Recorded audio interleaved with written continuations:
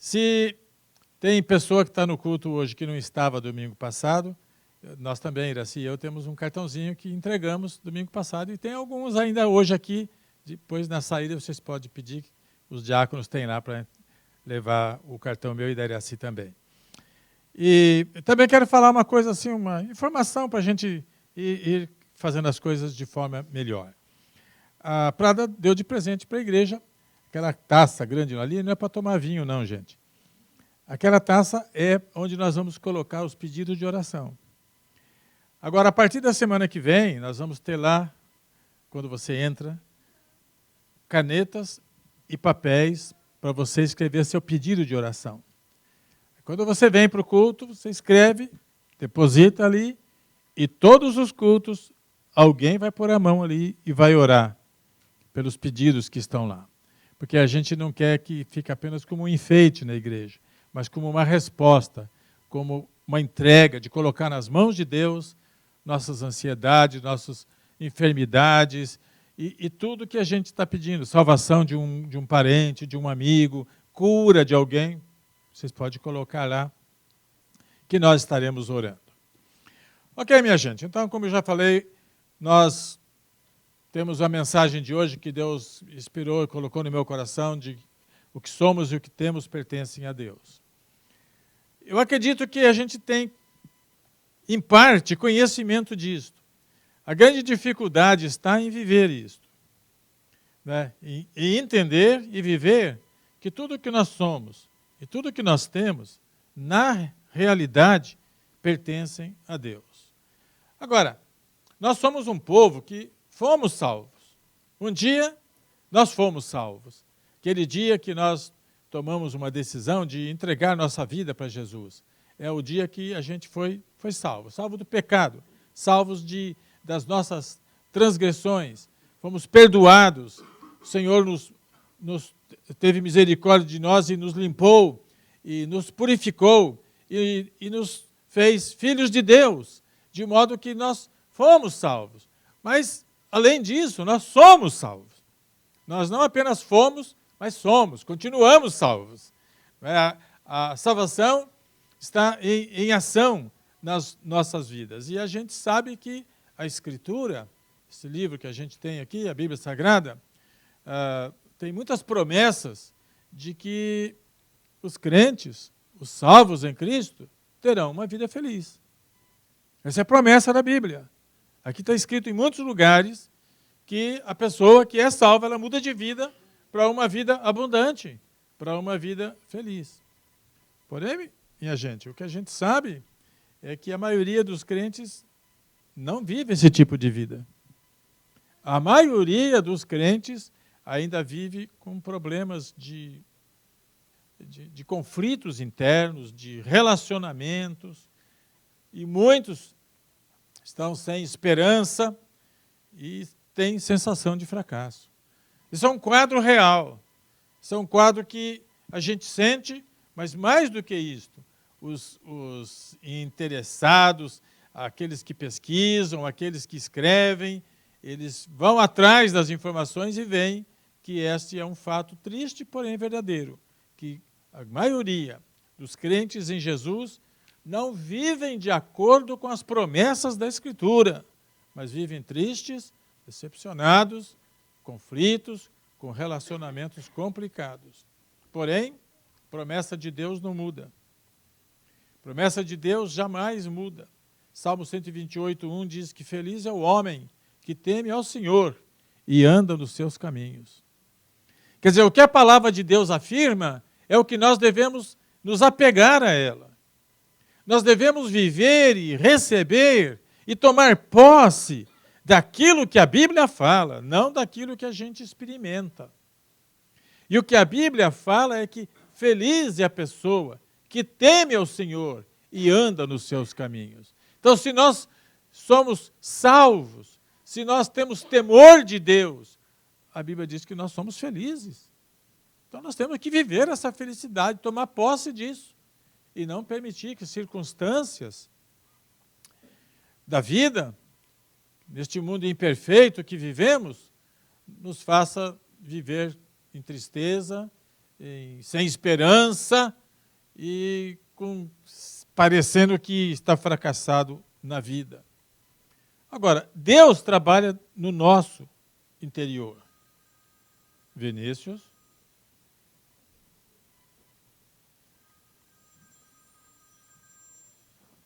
Ele ganhou o telefone? Está fazendo teste.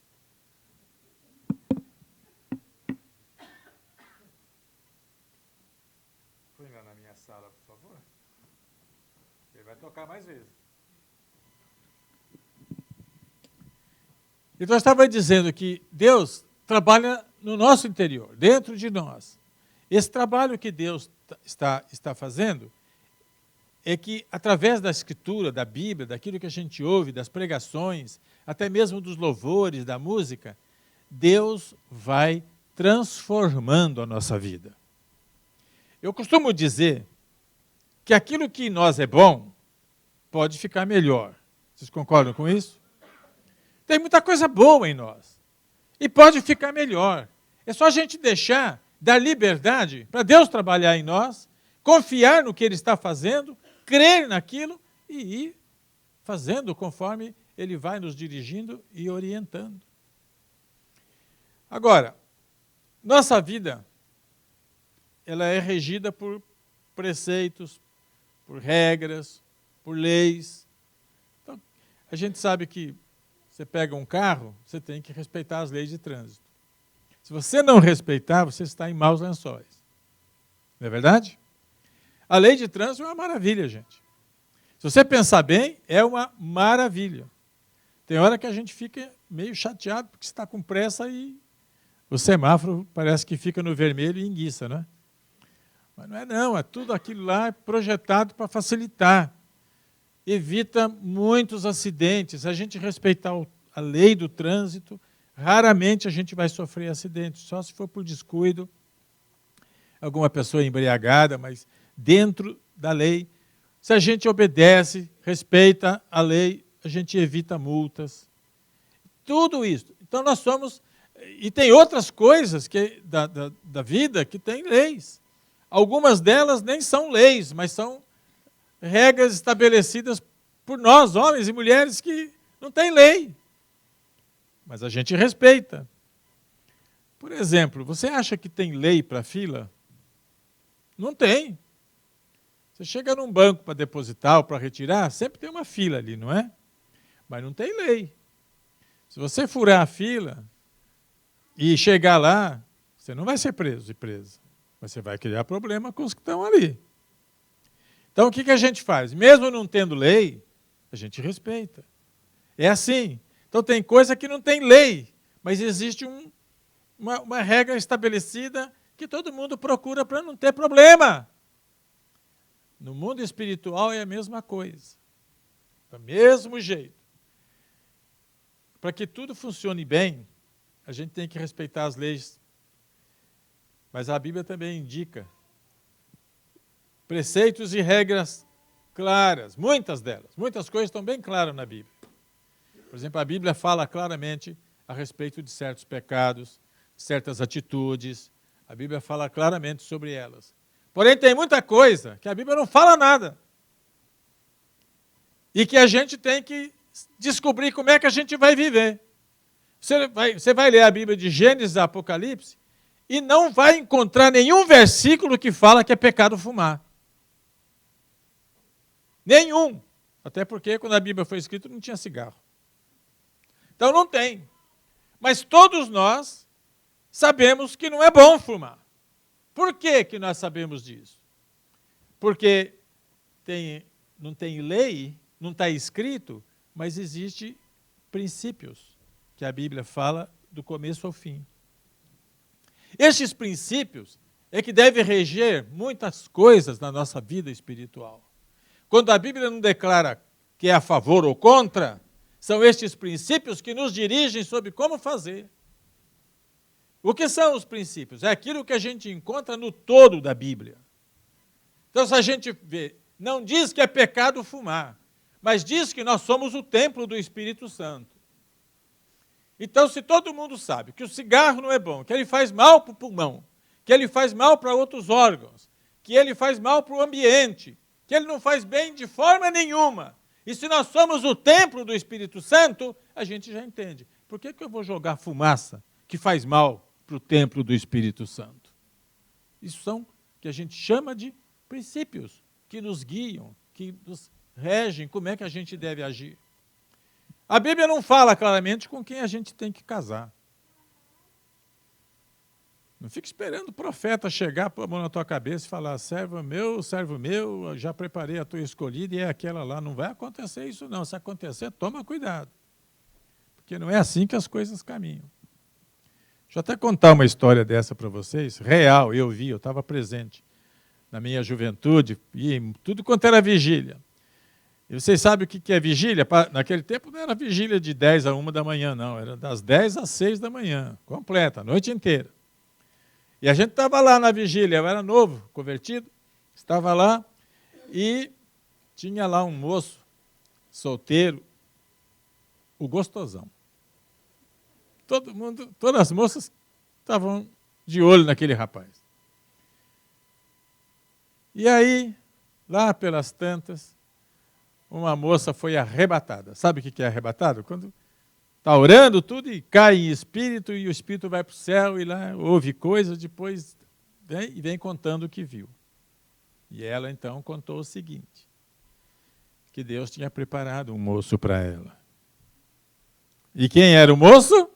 O gostosão. E ele ficou assim, tudo, poxa, lá no céu, Deus falou, e nós lá tudo temendo, né? Puxa vida, uma pessoa que foi arrebatada é mais santa do que nós, não é?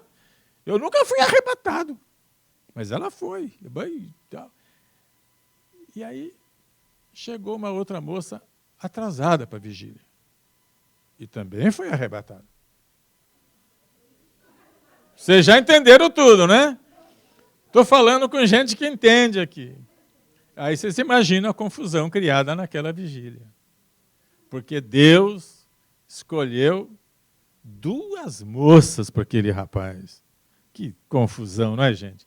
Vocês sabem que por causa disso o pastor da igreja cancelou vigílias por vários meses? Falou, tem que pôr ordem nisso aí. Sabe o que ele fez, aquele pastor? Ele cancelou as vigílias e quando começou de novo ele falou, Cairo, você vai dirigir essas vigílias, quase me mata. Oh, aquele pastor não me amava, não. Então, o que eu quero dizer é que se a pessoa está solteira e precisa casar, e não tem nada na Bíblia que fala com quem você tem que casar, e hoje não tem o costume do pai chegar e falar, você vai casar com aquele ou com aquela, mudou. Tem que seguir princípios da Escritura. Tem que orar, tem que sentir a direção de Deus. E eu até recomendo uma coisa. Se você é moça, solteira, está atrás de um moço e não aparece nada, pega a calça de homem, traz e começa a orar naquela calça. Enche, Senhor, põe alguém aqui. Vai aparecer. Se está precisando de uma moça, pega atrás a saia. Senhor, aqui está, mas está faltando alguém aqui dentro. Vai orando, Deus vai trazendo, sabe? Vai colocando aquele sentimento. Vou falar para vocês. Quando eu era solteiro, logicamente eu também tinha aquele desejo de encontrar uma moça com quem eu pudesse me casar. Tinha tido umas namoradas, tudo, mas nenhuma delas realmente comoveu minha alma necessitada, não é? Mas no dia que eu encontrei a dona Iraci, com 17 anos de idade, ela tinha acabado de fazer 17 anos, uma adolescente, eu vi aquela moça e no primeiro dia que eu saí com ela, que não era nem compromisso, era amigos saindo, eu cheguei na minha casa e falei para minha mãe, encontrei a minha esposa. Olha só, revelação? Não, foi apenas algo dirigido que o Espírito me fez sentir assim que aquela era a pessoa, e está confirmado. 53 anos, juntos. Agora eu posso chegar para minha mãe, que continua viva, e falar, está vendo? Essa é a minha esposa. E minha mãe vai perguntar, está dando certo? Vou falar, está se ajustando. Está se ajustando. Vai dar certo no fim. Esse casamento vai dar certo. Então nós precisamos seguir esses princípios que estão na Escritura. E é sobre isso, então, que eu quero continuar a minha mensagem hoje, sobre um princípio fundamental, que é o princípio da submissão. A Bíblia fala muito a respeito disso.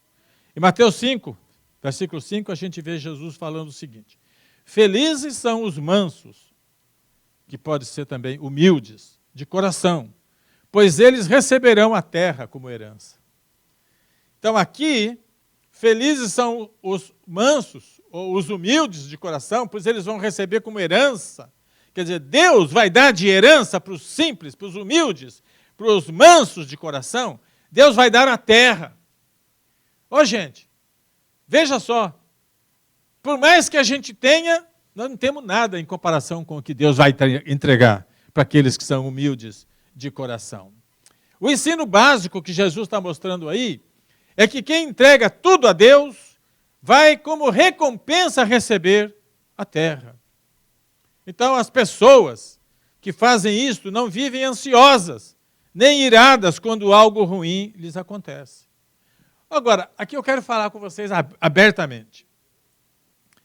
A entrega de todos os nossos bens, de todos os nossos direitos, de tudo que temos e de tudo que somos a Deus, vai trazer para nós uma mudança radical na nossa forma de encarar a vida. Porque quando nós entregamos e colocamos tudo mesmo, Senhor, não é meu, é teu, nós nos livramos de tudo quanto é tipo de ansiedade, de preocupação. Por quê? Porque a partir daí não tem mais nada. Você não tem casa, você não tem carro, você não tem filho, você não tem dinheiro no banco, você não tem nada, porque você entregou tudo para Deus. O que estava na tua mão, o que está na nossa mão, não é nosso, é emprestado. Porque tudo é de Deus. E aí o que acontece? Quando você está dirigindo o teu carro aí e aparece alguém descuidado e pá, bate no seu carro, não é no seu carro. Não foi o seu carro que ficou amassado. Você não tem carro. Você entregou para Deus. Então a tua reação vai ser diferente. Você não vai chorar, você não vai se desesperar, você não vai arrancar cabelo. Você vai falar, Senhor Deus, bateram no teu carro. Agora me usa para consertar e fazer tudo funcionar. O carro é de Deus, ele é o responsável, gente. E assim com todas as coisas da nossa vida. No livro que eu escrevi, chamado Os Ensinos de Jesus, tem uma ilustração lá que conta a respeito deste assunto aqui. Iraci e eu aprendemos isto nos anos 70, lá pelo final dos anos 70. Nós fomos num retiro onde aprendemos estas coisas. Imediatamente nós quisemos aplicar na nossa vida.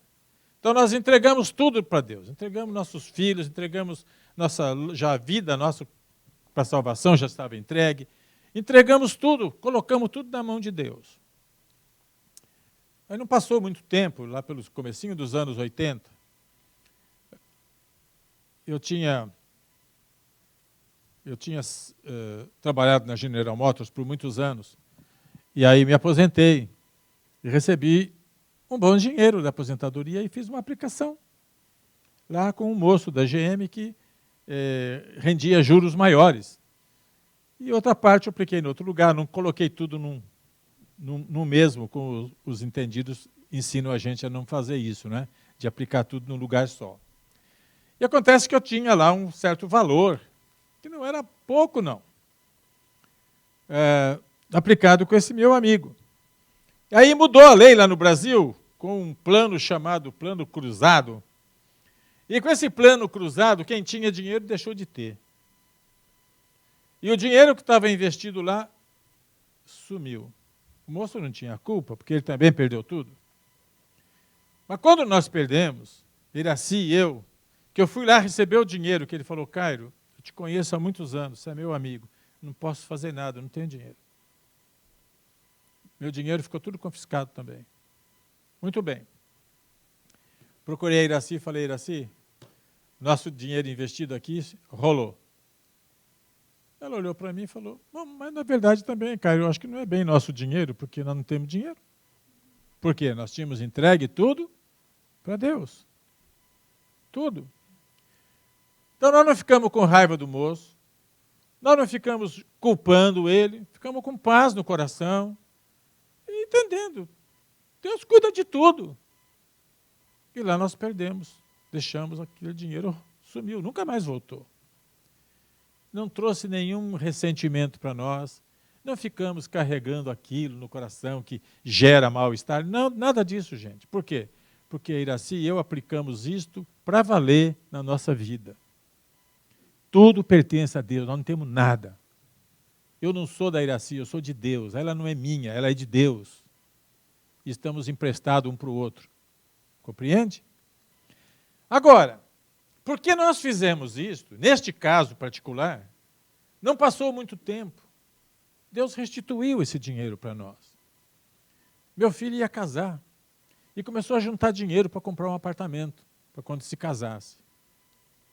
E foi guardando dinheiro lá na poupança. Só que quando ele chegou para casar uns meses antes, o sogro dele chamou e falou, olha, eu vou dar de presente para vocês um apartamento. Então eles ganharam de presente do sogro dele lá um apartamento. Aí como ganharam o apartamento, meu filho chegou para mim e falou, pai, eu ganhei o apartamento, o dinheiro que eu ia comprar é do senhor agora. Repôs o que eu tinha perdido lá, o que tinha sido perdido lá. Deus cuidou. Vocês estão compreendendo?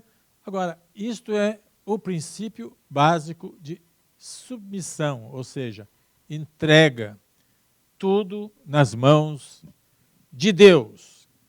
Então, quando a gente faz isso, nós nos livramos de ansiedade e de todo tipo de preocupação. Cada princípio da Bíblia afeta determinadas áreas da nossa vida.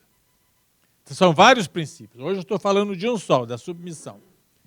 Então, quando a gente aplica um princípio bíblico, nossa vida entra em harmonia com a vontade de Deus. Isso é coisa riquíssima, gente. Quando nós seguimos o que a Bíblia fala e obedecemos, a nossa vida está harmonizada com o querer de Deus. Nós não precisamos de nada mais do que estar fazendo aquilo que Deus quer para nós. Isto é certeza de alegria, de paz, de bênção, presente e futura. No caso do princípio da submissão, para a gente ter uma vida alegre, uma vida bem-sucedida, são coisas que nós precisamos, as áreas que são afetadas aqui, elas precisam ser colocadas para valer nas mãos de Deus. Tem outras, mas eu só coloquei as principais. Primeira coisa a ser entregue para Deus, somos nós mesmos. Até quando fala de dízimo e oferta, Paulo ensinando em Corinto, ele fala, antes de contribuir, ele está falando de uma igreja, né? Antes de contribuir, aquela igreja primeiro se entregou para Deus. Ou seja, antes da gente fazer qualquer coisa, nós precisamos, antes de tudo, entregar a nossa vida para Deus. Porque não existe nada mais valioso para nós do que a nossa própria vida. Todo o dinheiro que nós podemos ter, todas as propriedades que podemos ter, não vale absolutamente nada quando comparado com nosso próprio ser. Antes de tudo, Deus quer você, Deus quer eu, espírito, alma e corpo, é isso que Ele quer. Então, primeiro, no princípio da submissão, entregue-se. Entregue-se para Jesus, entregue-se. Segundo, entregar-se ao serviço da igreja. Quando Paulo está escrevendo isso, ele diz, né? Primeiro eles se entregaram para Deus e depois se entregaram a nós mesmos.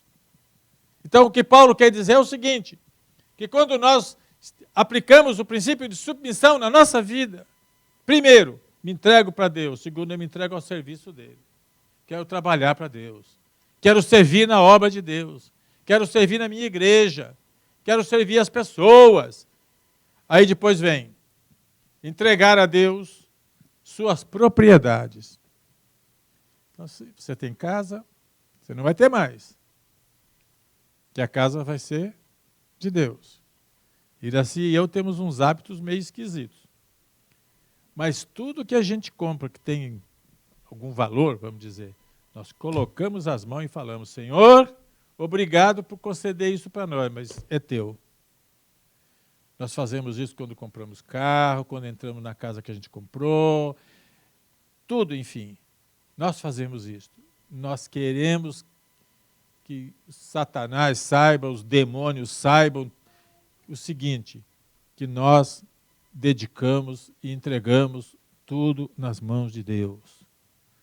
Então, quantas vezes acontece coisa ruim, nós não choramos, não abala a nossa fé, não tira a nossa paz, não acaba com a nossa alegria. A gente nunca perde nada, nós não temos mais nada. Entregue seu dinheiro a Deus. Então, é interessante isso, na maneira de entregar o dinheiro. Uma a gente entrega na base dos 10% do dízimo que a gente entrega para a igreja.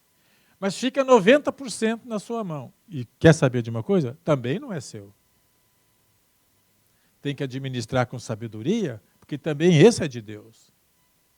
Nós entregamos tudo para Deus. Então, com esse dinheiro que tem na mão, a gente tem que usar de sabedoria. Não gasta em bobagem, não. Não gasta em besteira, não. Procura usar aquilo de forma que seja útil para você e para Deus, para a obra do Senhor. Eu vou dizer para vocês que tem muita gente que está atrapalhada hoje nas finanças, não é porque ganha pouco, é porque gasta muito. Gasta mais do que o que recebe. É isso que endivida. Entregue sua saúde para Deus. Nossa, quantas vezes neste mundo a gente fica doente? Nós não estamos imunes a estas coisas. Deus nos deu tanta coisa. Domingo passado eu preguei sobre isso. Falei aqui na igreja, quem estava aqui deve lembrar, que se nós seguíssemos tudo que a Bíblia diz, nenhum de nós ficava doente. Porque Jesus já levou sobre si as nossas enfermidades. Mas porque a gente não faz isso, a gente fica doente. Tem gente aqui que nunca ficou doente? Interessante. Vou falar a história do meu pai. Meu pai morreu com 47 anos de idade. Morreu moço. Interessante na minha família. Meu pai, a família do meu pai, tudo morre cedo. Tudo morreu cedo. Acho que nenhum chegou a 60. Todos. Da minha mãe, 90 é jovem. Olha a diferença. Minha mãe vai fazer 96 anos, gente. Se vocês virem, tem saúde maravilhosa. Esse ano aqui ela caiu, quebrou aqui, trincou a bacia. Nessa idade, geralmente quando tem esse tipo, pode preparar o caixão. Não é que ela está andando de novo, sem dor, sem nada, gente. Vai passar do 100. Está caminhando para isso. Mas meu pai morreu com 47 e nunca ficou doente. Ele costumava dizer, eu tenho saúde de ferro. Mas a única doença que ele pegou, ele morreu, câncer no pulmão. Então eu quero dizer para vocês, quando a gente vive aqui como nós, aqui na igreja não tem velhos, talvez o mais idoso aqui seja eu mesmo. Alô, tem alguém que quer concorrer? Só tem jovem na nossa igreja, é uma igreja jovem. É mais difícil ficar doente, mas quando fica é coisa enjoada. A gente fica amuado. Para mim, quando eu fico assim, eu perco a fome. Tem outros que deitam a comer feito doido. Então, cada um é diferente. Mas quando a gente põe e entrega nosso corpo, o Senhor é teu, sadio ou passando alguma doença, é teu, Senhor. Cuida. E Deus cuida, Deus abençoa, Deus nos dá saúde, restaura a nossa saúde. Entregue seu futuro nas mãos de Deus. Futuro, gente, é cheio de incertezas. Traz muita insegurança. Os casais, especialmente os chefes de família, ficam pensando, e se ficar doente, a minha esposa, se ela morrer, se eu perder meu emprego, como é que vai ser para sustentar essa família, esses filhos comem aqui uma... E as contas? Incerteza, traz medo, traz insegurança. Mas se nós colocamos nas mãos de Deus, tudo isso passa. Deus vai cuidar do nosso futuro. Deus está presente na nossa vida desde o começo e vai estar até o fim. Isto, a gente não vai ficar dormindo pensando nessas coisas. A gente vai dormir pensando, o meu Deus é poderoso para suprir todas as nossas necessidades em Cristo Jesus. Traz paz e sossego para a gente. Traga a sua família para Deus. Quando você fizer essa oração de entrega, põe a família, entrega a sua esposa, entrega seus filhos, entrega seu marido, seu pai, sua mãe, tudo que você puder, ponha no altar de Deus, entrega, deixa lá, Deus vai cuidar deles. E se acontecer alguma coisa, não é você que perdeu. Deus recolheu. Alguém morreu? A gente fala essas coisas assim, não gosta nem de conversar isso. Mas se eu morrer, Deus me levou. Fui mais privilegiado. Aliás, meu arrebatamento já começou, porque o cabelo já foi. O resto está indo. Mas se Deus me recolher, ela fica aí. Depois de tantos anos casada, vai sentir falta. Será? Ou vai falar, ainda bem que foi. Mas não perdeu, porque ela já sabe que eu não sou dela, eu sou de Deus. Mesma coisa se for ela que partir primeiro. Mesma coisa, que eu vou sentir falta, claro. Mas eu vou ficar desesperado, meu mundo vai acabar? Não. Por quê? Porque ela está no lugar que eu vou chegar também. Então, quando a gente faz isso, há coisas que trazem muita dor. A dor da perda de um filho, de uma mãe, de um pai. Gente, dói muito, não é? Mas a Bíblia fala no Salmo que Deus afofa a nossa cama. Ou seja, Deus ameniza a nossa dor. E se a gente faz isto, até numa hora triste como essa, a gente tem força e não abala a nossa fé, e nós continuamos confiando que o nosso Deus é o Deus de amor e de justiça. Amém? Agora, quando não entregamos, ou quando não submetemos tudo que somos e temos a Deus, agora veja a consequência, nós ficamos muito sujeitos à ira. O que causa ira em nós são estas coisas que a gente, entre parênteses, que a gente perde. Por quê? Porque a gente pensa que é nosso. A gente acha, não, é meu. Perdi meu carro, perdi minha casa, perdi meu dinheiro. E aquilo causa o quê? Causa raiva, causa ira. A pessoa fica transtornada. Aquele amigo meu, com quem nós tínhamos dinheiro lá, e sumiu, desapareceu, porque ele também não tinha culpa. Nós não ficamos com raiva dele, mas muitos outros ficaram e ameaçaram de morte. E aquele moço, 6 meses depois, se suicidou. Quando ele se suicidou, Iraci e eu olhamos um para o outro e falamos, olha só, veja como Deus nos protegeu. Se ele fizesse isso e nós tivéssemos com ira, coração com ele, nós íamos sentir essa culpa para sempre. Mas nós ficamos livres disto. Então, o que nós precisamos é ver que a ira que vem em nós é quando a gente está tão apegado a estes bens, a estas coisas, que quando acontece algo, a gente fica nervoso, fica irado, quer se vingar. Quando ficamos agarrados às nossas coisas, achando que tudo é realmente nosso, a gente abre portas para ataques seguidos do inimigo. Se a gente é agarrado nos bens, é ali que Satanás vai trabalhar, para provocar ira em nós. Para a gente ficar tão nervoso. Quantas pessoas na ira que tem, fazem coisas incríveis, fazem ações que eles nunca pensaram e jamais fariam, e depois se arrependem amargamente. O apego excessivo aos nossos bens, tanto materiais, como casa, carro, roupas, joias, quanto aos bens imateriais, como reputação, cargo, fama, causa ira em nós sempre que ocorre algo inesperado e ruim com esses bens.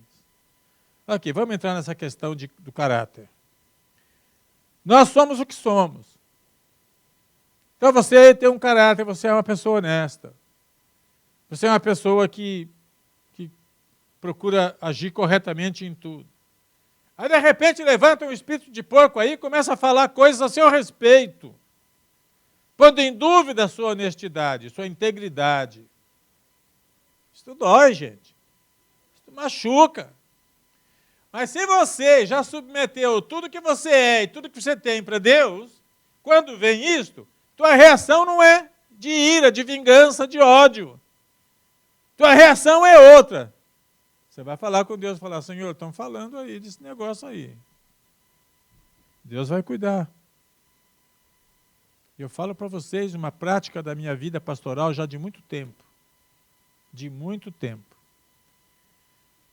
Falem mal ou falem bem de mim, não altera nada para mim.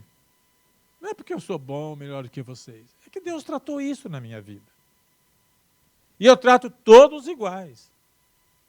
Pessoas que às vezes eu sei que não vai muito com a minha cara, não tem problema, eu vou com a cara deles.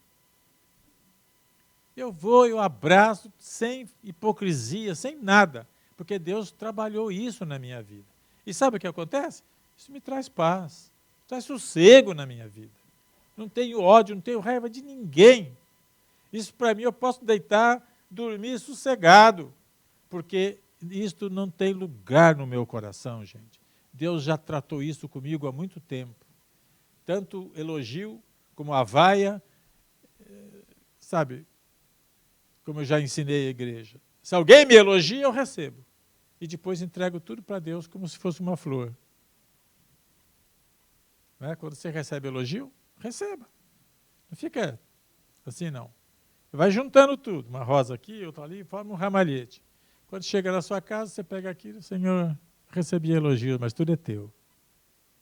Ok? Então a gente vive assim. E quando também fala mal, fala injustiça, fala coisas que você não merece, às vezes falam de mim, eu tenho um princípio que eu aplico. Fala mal de mim, fala coisa a meu respeito, eu analiso. Se a carapuça serve, eu tento mudar. Serviu. Criticou e pegou, tá certo, eu errei, nisso aqui eu preciso mudar. Se não, se a carapuça não serviu, falo, vai para frente, continua igual. Então a gente tem que se autoavaliar e ver onde a gente pode mudar. As incertezas quanto ao futuro, despesas inesperadas, pessoas que nos agridem com palavras, injustiças e outras coisas, acabam dando lugar à ira em nosso coração. E eu acho que ninguém quer ficar assim, não é verdade? Porque o pior de tudo, gente, o pior de tudo isso, com respeito à ira, é que a Bíblia fala que ela entristece o coração de Deus.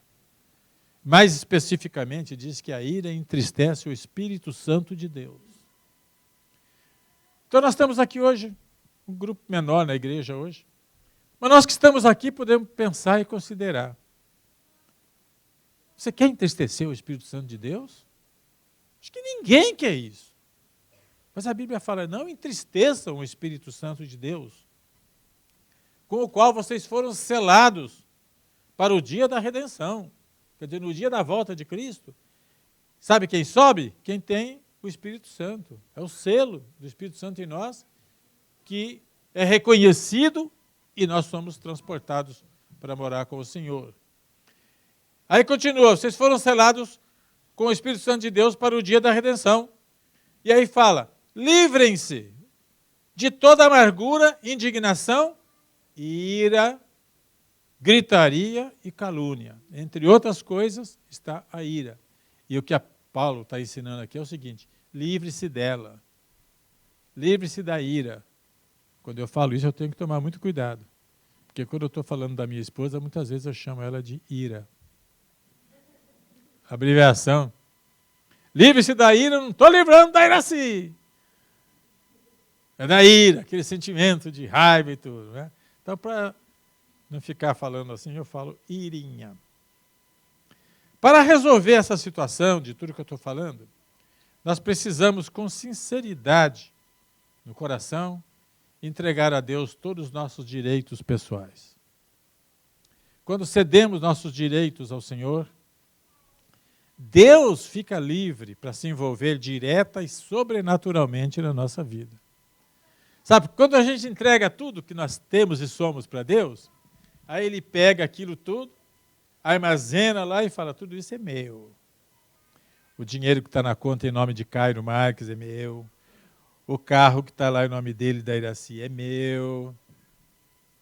A casa que eles compraram lá, está lá, o título é minha. Tudo é dele. Quando acontece qualquer coisa lá, ele tem o direito de se envolver.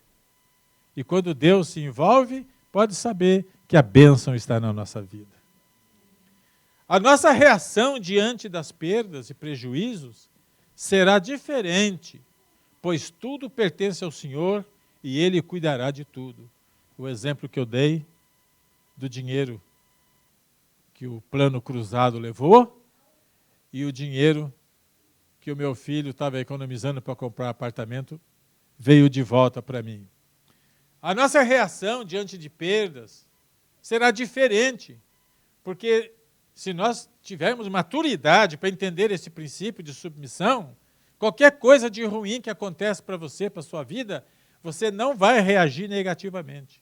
Porque em tudo isso, Deus está querendo saber como é que nós agimos, como é que nós reagimos diante dos infortúnios da vida. Outra coisa, nós passamos a sentir uma sensação de segurança e paz. E outro, entendemos que tudo pertence de fato a Deus e que está em nossas mãos por empréstimo para ser usado na obra do Senhor. Então a casa que eu tenho lá, aquela casa lá que está no meu nome, não é que eu tenho a expressão que a gente usa, né? Mas ela é de Deus. O carro é de Deus. A Iraci é de Deus. Meus filhos são de Deus. Dinheiro, pouco que eu tenho, é de Deus. Agora, Jesus foi humilde e submeteu todos os seus direitos inteiramente ao Pai. Não existe exemplo maior de mansidão e humildade do que a que foi feita por Jesus. Porque Jesus se humilhou. Sendo Deus, ele se desfez e entregou tudo nas mãos de Deus. E porque ele foi humilde, e humilde até a morte de cruz, Deus o exaltou. Deus concedeu a ele um nome que está acima de todos os nomes, cheio de poder e de autoridade. E ao nome de Jesus, todo joelho vai se dobrar, e toda boca vai confessar que Ele é o Senhor. Então, o princípio da humildade, de submissão, o Salmo diz que o manso herdará a terra. Quer dizer, Deus vai dar a terra para os mansos de coração, para os humildes. O que a gente vê é que quando nós nos submetemos a Deus, sem que a gente fique pensando nisto, vem uma recompensa muito grande. Jesus se humilhou, foi lá no pó, foi lá, assim, pisoteado, zombado até o fim, mas ele continuou humilde até o fim. Mas depois que tudo aconteceu, que ele morreu, que ele sofreu, no terceiro dia, ele ressuscitou. Subiu e recebeu a coroa de rei do universo. E Deus deu para ele o nome de Jesus tem poder. O nome de Jesus tem autoridade. E o nome de Jesus vai ser reconhecido. Todo joelho vai se dobrar diante dele. Toda boca vai confessar. Vai confessar o quê? Que ele é o Senhor. Então, se Deus dá a recompensa, nós temos tudo para viver uma vida boa aqui, melhor, sem dor, sem sofrimento, sem ansiedade, sem angústia, sem medo do futuro, e ainda podendo, na certeza, receber a terra como herança e talvez alguma gorjeta, alguma caixinha, algum tips que Deus tem para nós ainda mais do que isso. Bendito seja o nome do Senhor. Deus é generoso. Às vezes eu vou ao restaurante, lá com a Iraci, e a gente pede aquele prato lá, vem aquela comida boa, e, no fim, é prática aqui entregar uma gorjetinha, não é isso? Que é costume. Então, vejam bem, as pessoas que trabalham ali, elas já ganham um certo salário, deve ser baixo, né? Mas ganham um certo salário. Se ninguém der caixinha, tem aquele salário. Então, quando nós entregamos tudo para Deus, servimos em tudo, nós já temos um salário prometido, a terra. Prometida, vai receber a terra como herança. Mas Deus tem uma caixinha também. No meu caso, Deus tem uma gorjeta, tem algo mais. No meu caso, que eu não sou tão generoso como Deus. Nessa época de Natal aqui, especialmente, quando eu vou no restaurante, eu deixo uma gorjeta sólida lá. Que quem pega assim fala, porque eu aprendi isso numa convenção. O pregador pregou sobre isso e nos ensinou para a gente ser bondoso, generoso, quando vai entregar uma caixinha para uma camareira, para uma pessoa do restaurante, para quem nos atende, para quem faz algumas coisas assim. Então, eu faço isso. Às vezes eu gasto 15, dou 10 de caixinha. Não é sempre. Porque tem vezes que eu quase peço para a garçonete me dar uma caixinha. Às vezes a gente está passando alguns apuros. Mas o que eu estou ensinando aqui é que da mesma forma que eu estou fazendo, dando uma caixinha generosa nesses dias aqui, Deus também, no espírito de humildade e mansidão que nós podemos demonstrar e praticar, quando chegar o momento certo, Ele vai nos dar a terra e muito além do que nós esperamos. Agora tem umas perguntas para concluir a pregação. Você já entregou sua vida inteiramente nas mãos de Deus? Porque aqui é o seguinte, muita gente entrega a vida, eu aceito Jesus, mas aceita pensando só na salvação. Mas a entrega da vida, gente, para Jesus, implica em tudo isso que eu falei durante a minha mensagem. Implica em entregar tudo que você é, tudo que você tem. Não é só chegar e entrego minha vida porque eu quero ser salvo. Tem alguns pregadores e brincalhões que falam que a última coisa que a pessoa entrega para Jesus é o bolso. Que entrega, vem para a igreja, mas não é dizimista, não entrega oferta, reclama, fala que o pastor é ladrão, todas essas coisas. E está na igreja. Muitos são assim. Ainda bem que aqui não tem ninguém. Mas, você já entregou sua vida inteiramente para Deus? Essa é uma pergunta séria. Porque se você não fez, você pode fazer hoje. Hoje você pode chegar aqui e falar, Senhor, eu já entreguei minha vida para ser salvo, como o pastor Caio está falando. Mas agora eu vim aqui para entregar tudo, Senhor. Tudo. Eu entrego meu espírito, minha alma, meu corpo, entrego meu dinheiro, minha propriedade, eu entrego meu carro, eu entrego meu filho, eu entrego minha filha. Eu estou entregando tudo, Senhor. Agora não quero ter nada, eu quero sair desse templo vazio. Tudo é teu, Senhor. Você já submeteu a Deus todos os seus direitos pessoais? Ou seja, sua fama, sua reputação. Já colocou tudo nas mãos de Deus? Se alguém desandar, falar mal de você, criticar, você vai se ofender. Tem tantas pessoas que ficam ofendidas por tão pouca coisa. Muitos, por causa disso, saem da igreja, não quero, se ele vai eu não vou, se ela vai eu não vou. Gente, nós precisamos ter maturidade. Nós temos que conviver. Porque se fosse assim, você não estava mais nem em casa. Quantas vezes você já brigou com a tua mulher? Mas fica na igreja. Fica em casa, mas não fica na igreja. E outra, quando os filhos crescem, quando eles começam a responder para a gente, se você não convive com quem não é, manda o filho embora também. Não, não é assim a vida. Nós temos que entregar nossos direitos pessoais a Deus. Se alguém fala mal, se alguém critica, se alguém humilha, se alguém fala uns negócios que vem debochado de você, recebe aquilo. Jesus sofreu tudo isso, muito mais do que nós. Outra pergunta, você já submeteu a Deus todos os seus bens? Se você não fez isso, eu quero convidá-lo a fazer hoje, agora mesmo. Porque este princípio de submissão a Deus deve ser aplicado à nossa vida diariamente. Porque diariamente nós enfrentamos isso. E aí, então teremos uma vida cheia de alegria e cheia de realizações. Quando a gente pratica isso que eu falei nesta manhã, nossa vida muda. E eu quero ver mudança na vida de muita gente aqui. Uma mudança boa, positiva. Quero ver você alegre, realizado e sempre dando glórias a Deus em toda e qualquer circunstância. Dizer que o nosso Deus é maior do que as circunstâncias da vida. Ele é poderoso para suprir todas as nossas necessidades. E a gente olhar no calendário, 2016 está chegando, vai ser pior do que 2015. O ISIS vai matar mais gente, vai ter mais terrorismo, a economia vai ser um caos, eu não sei o que eu vou fazer com o meu dinheiro para render mais. Tudo isso, gente, a gente vai pensar de forma muito diferente. E eu quero convidar a vir aqui à frente toda e qualquer pessoa que está aqui, que quer tomar essa decisão agora.